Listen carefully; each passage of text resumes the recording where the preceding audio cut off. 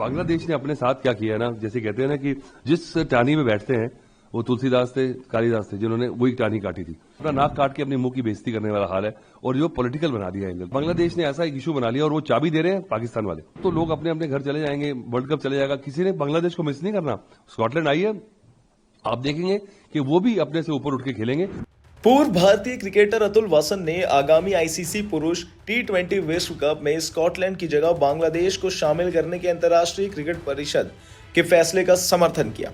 वासन ने बांग्लादेश की आलोचना करते हुए कहा कि बांग्लादेश क्रिकेट बोर्ड का कारण हास्यास्पद है और उन्हें लगता है कि बांग्लादेश के इस फैसले के पीछे पाकिस्तान का हाथ है। जी हां, वासन ने यह भी कहा कि बांग्लादेश की अनुपस्थिति टूर्नामेंट के लिए कोई नुकसान नहीं होगी। उन्होंने आगे और क्या कहा आपको बताते हैं। यार ये तो होना ही था। आई थिंक मैं अपसेट होने की बजाय मुझे थोड़ी हंसी आ रही है, क्योंकि जो बांग्लादेश ने अपने साथ क्या किया ना, जैसे कहते हैं ना कि जिस टानी में बैठते हैं वो तुलसीदास थे, कालिदास थे, जिन्होंने वही टानी काटी थी।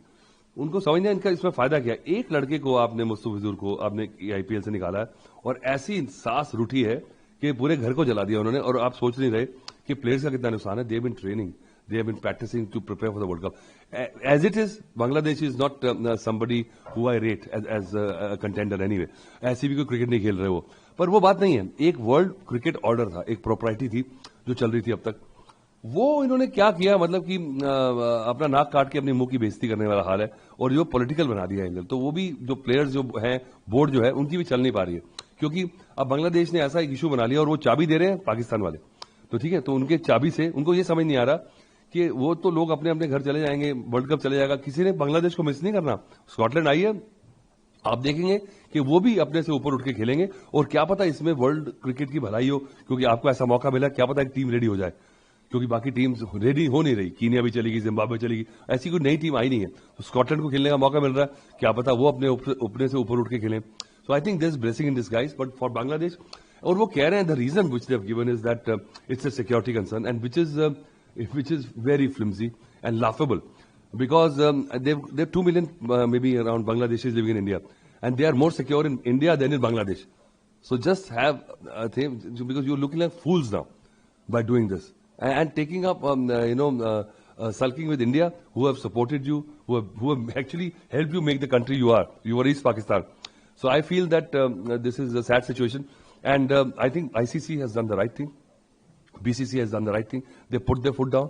You can't mess around people. You can't blackmail at the last hour just because you feel like it.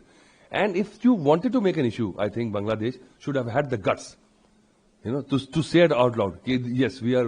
It's a political thing. We are upset with India, so we are pulling the team. Don't say it's a security concern, because there are 10,000 Bangladeshis living around my house, and just if they are not feeling secure, they should be back in Bangladesh. Or if you feel that you have become such a big country and you can show us the muscle, please take all your Bangladeshis out of India. Let me see when we talk. Just by removing your team, you have not got any brownie points in the world geopolitics. I think Bangladesh deserves all the sanctions, because and let the political regime there suffer, because they might feel that cricket is something part of it, but Bangladesh is a spot in the world. Sports is because of cricket only. Nobody knows in the sporting world who and what Bangladesh does. Have they ever won any medals in Olympics? Never. So Bangladesh has got their identity in world sports because of their cricket team. And now you have reduced them to jokers. So now you have to suffer the financial consequences. एक तो जो आपको $3 lakh dollar मिल रहे थे वो नहीं मिलेंगे participation के, तो बाकी जो आपको सैंक्शंस लगेंगे अलग। इंडिया तो जाएगा नहीं, उनका एक कैश का होता है when India tours Bangladesh, it is on television, so all the Indian sponsors fund the gravy train. Now that is not going to happen. So the Bangladesh board was thriving on India touring, which is not going to happen. बुला लो बांग्लादेश को, श्रीलंका को, देखते हैं कितने पैसे बनाते हो। तो आपने चारों तरफ से देखा नहीं है।